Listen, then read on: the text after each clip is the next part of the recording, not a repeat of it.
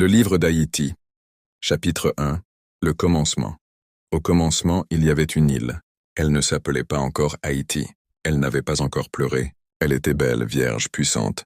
Les anciens l'appelaient Haïti, Boyo, Quisqueya, ce qui veut dire la terre des hautes montagnes, la lumière levée, la mer des sources.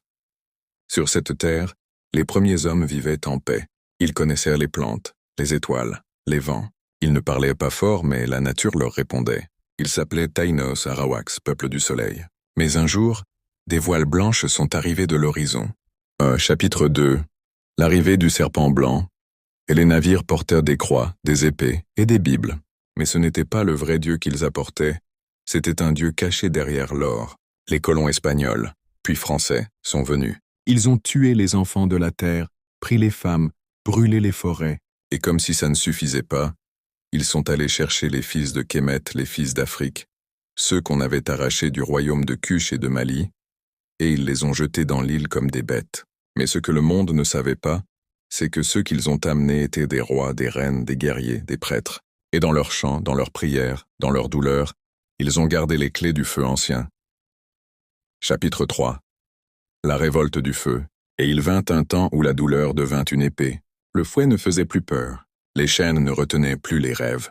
Un jour le feu s'est levé.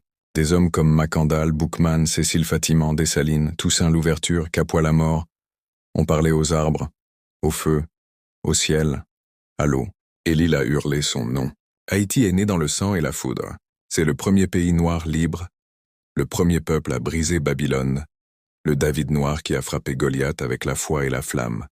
Chapitre 4. La vengeance des nations. Mais le monde ne pardonne pas aux esclaves devenus rois. Alors les grandes nations ont juré de faire tomber Haïti. Elles ont dit dans leur conseil secret que personne ne suive leur exemple. Brisez-les par la dette, divisez-les par la politique, empoisonnez-les avec l'aide, détruisez leur image, et surtout, effacez leur mémoire. Alors vinrent le paiement de la dette à la France, 96 millions d'or, les blocus économiques, les dictatures implantées par les Américains, les élites, le vol de ressources, les catastrophes organisées ou utilisées, la démonisation de la culture haïtienne dans les médias mondiaux. Chapitre 5. La souffrance présente aujourd'hui. Haïti pleure, car son peuple a été coupé de son origine, sa jeunesse n'a plus d'espoir, ses terres sont volées, ses esprits sont déchirés entre foi et survie. Mais Dieu n'a pas oublié Haïti. Chapitre 6. La réparation.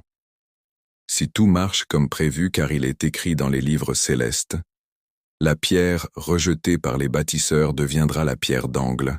Voici ce que Haïti a vraiment besoin. 1. Se reconnecter à sa mémoire divine, spirituellement, historiquement, culturellement. Former ses jeunes à devenir des leaders intègres. 3. Réconcilier sa foi chrétienne et ses racines spirituelles sans peur. 4. Cesser de dépendre des étrangers et bâtir une autonomie. 5. Briser les pactes secrets politiques et spirituels qui bloquent l'île 6.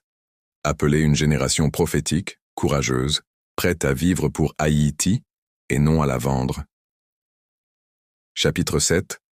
La fin. Le retour de la gloire. Et dans les derniers jours, ceux qui étaient en bas seront élevés, et les nations viendront chercher la lumière là où elles n'ont vu que poussière. Si Haïti revient à son feu premier, à son Dieu vivant, à sa vérité, alors l'île deviendra un trône dans la mer, un lieu de guérison, de feu et de renaissance. Et les enfants de Dessalines se tiendront debout, couronnés,